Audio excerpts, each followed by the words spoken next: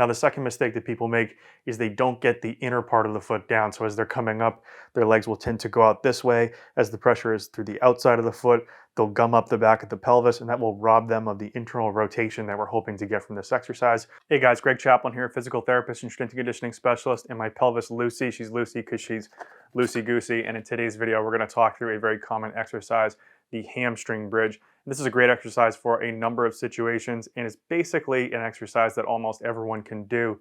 The focus of today's video is going to be on the cues that can help you maximize the effectiveness of this exercise. So without further ado, let's jump right in.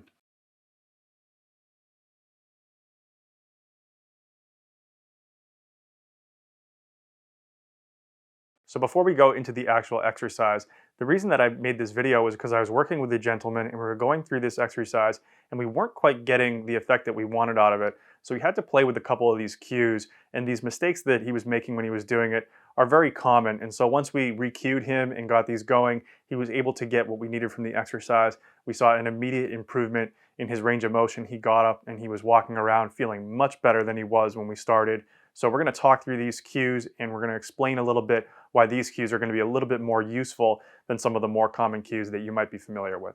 So when it comes to this hamstring bridge variation, we got two things going for us. One is that we're going to be able to use the hamstrings, which attach onto the back of the pelvis, to pull the pelvis back and orient it posteriorly in space.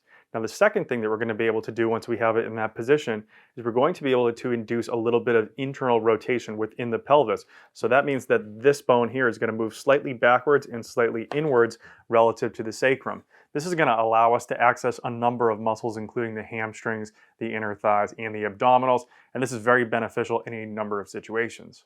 Now, if as we're going through this video, you think, oh yeah, that's me, that's totally the mistake that I use, just drop that down below in the comments and let us know. Okay guys, so this is the basic hook-lying hamstring bridge.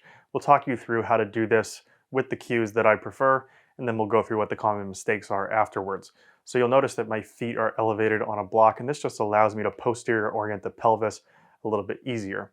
So working from the pelvis first, what we want is we want the area where the belt is to be relatively in contact with the ground. For some of you, you'll already start in this position. For others, there'll be a little bit of space between the ground and that area. So if that's you, you want to just gently dig the heels down and allow the pelvis to rock back so that belt area is now down against the ground.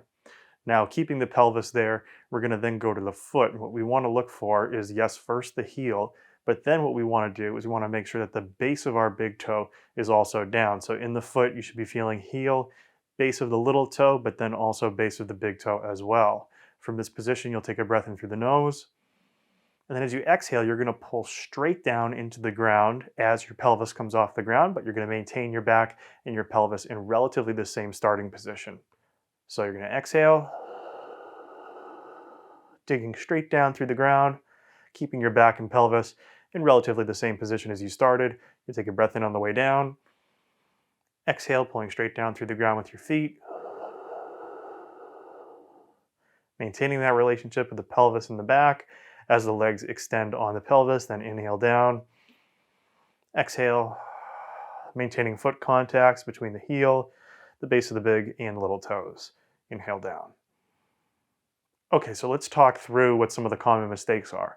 So one of the most common mistakes is starting off with the pelvis in a more anteriorly tilted position. So if you can get a hand below the back or the pelvis, you're likely starting with the pelvis rolled a little bit too forward into an anterior tilt and a little bit too much extension in the spine. So if that's you, you're probably going to want to do what we did in the beginning, which is to allow the pelvis to roll back as we dig down through the heels, creating a little tension between the pelvis and the heels. Now, the second mistake that people make is they don't get the inner part of the foot down. So as they're coming up, their legs will tend to go out this way. As the pressure is through the outside of the foot, they'll gum up the back of the pelvis, and that will rob them of the internal rotation that we're hoping to get from this exercise.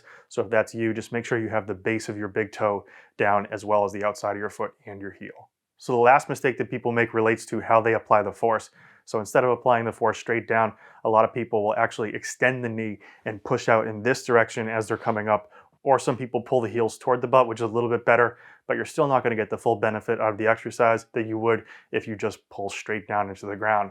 So it's actually more difficult than you think to maintain those foot contacts, the position of the pelvis and the back as you dig straight down. But if you can do all those things together, you'll probably get the full benefit out of the exercise that you're looking for. Okay guys, so there's a simple way to test for if you're getting the full benefit out of this exercise, and that's to use the straight leg raise test, which is simply just laying back, keeping your leg nice and straight, and then lifting it up as high as you can. You'd want to test this beforehand, then do the exercise, and then test it after, and this is how that test would go.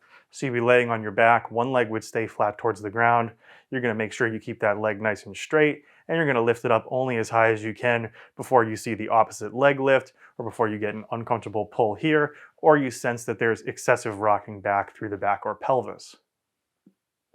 And you can test that a couple of times on either side. An average test is about 90 degrees. A good test would be about 80 to 90 degrees. Really, the most important thing is that it's improved from where it was when you started. If it's not, you want to go back and go through those cues, and hopefully you'll get a better retest. So there you have it, guys. Push straight down into the ground, get those foot contacts right, and be sure that you're optimizing your pelvic position so you're not using too much of your back, and you should get the full benefit out of this exercise. So thanks for watching. If you haven't already, subscribe to the channel, hit the notification bell so you'll know when I upload a new video, and until next time, peace.